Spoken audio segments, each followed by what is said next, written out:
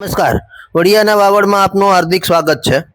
સ્થાનિક સ્વરાજ્યની ચૂંટણીનું આજે મતદાન છે ત્યારે અમરેલીના ધારાસભ્ય અને ગુજરાત સરકારના રાજ્ય કક્ષાના ઉર્જા મંત્રી કૌશિક વેકરિયાએ પોતાના માદરે વતન દેવરાજીયા ખાતે મતદાન કર્યું હતું. પરિવાર સાથે ઢોલ નગારા સાથે નીકળેલા રાજ્ય કક્ષાના મંત્રી કૌશિક વેકરિયાએ દેવરાજીયાની પ્રાથમિક શાળા ખાતે પોતાના મતાધિકારનો ઉપયોગ કર્યો હતો અને લોકશાહીને મજબૂત કરવા માટે મતદાન કર્યું હતું અને લોકોને મતદાન કરવા માટે અપીલ પણ કરી હતી.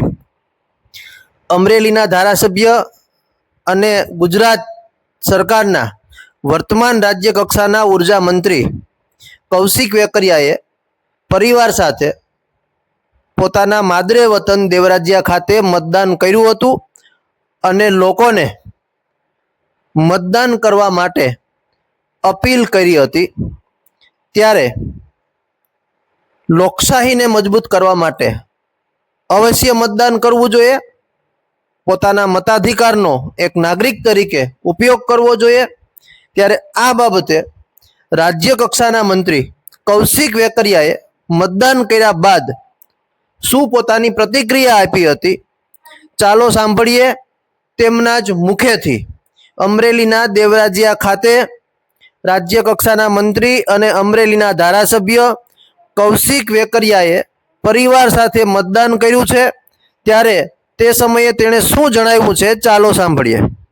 આજે મતદાન શકે છે. સ્થાનિક સ્વરાજ્યના ઇલેક્શનો છે. જે રીતે અમરેલી જિલ્લા માટે લોકો સ્વયંભૂ રીતે બહાર આવી અને મતદાન પણ કરી રહ્યા છે.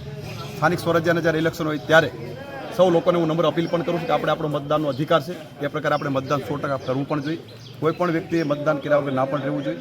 ખાસ કરીને ગુજરાત માટેની વાત કરીએ ત્યારે જે રીતે દેશના યશસ્વી વડાપ્રધાન આદરણીય મોદી સાહેબ અને રાજ્યના મુખ્યમંત્રી આદરણીય ભૂપેન્દ્રભાઈ પટેલ સાહેબ અને નાયબ મુખ્યમંત્રી આદરણીય હર્ષભાઈ સંઘવી સાહેબની સરકાર જે રીતે કામગીરી કરી રહી છે અને લોકો વિકાસ માટે જે રીતે માનતા હોય એ પ્રકારે જે રીતે સરકાર દ્વારા અમરેલી જિલ્લા માટેની વાત કરીએ ત્યારે સમગ્ર જિલ્લો જ્યારે વિકસિત હોય અને જે પ્રકારે વિકાસની ગતિથી આગળ વધતો હોય ત્યારે ભારતીય જનતા પાર્ટી માટે અને સરકાર માટે લોકો એક મન બનાવ્યું છે કે અમરેલી જિલ્લાની અંદર 16 કળાએ કમળ ખીલવાનું છે. અમને અન્ય પાર્ટીના ઉમેદવારોને અન્ય પાર્ટીના લોકોને ઉમેદવારો પણ મળ્યા નથી. એ પ્રકારની પરિસ્થિતિનું વાતાવરણ અમરેલી જિલ્લા અને ગુજરાતમાં આપણે સૌએ જોયું છે. કારણ કે એક ઉમેદવાર 4 જગ્યાએ ઉમેદવારી કરે એ પ્રકારની પરિસ્થિતિનું નિર્માણ થયું છે.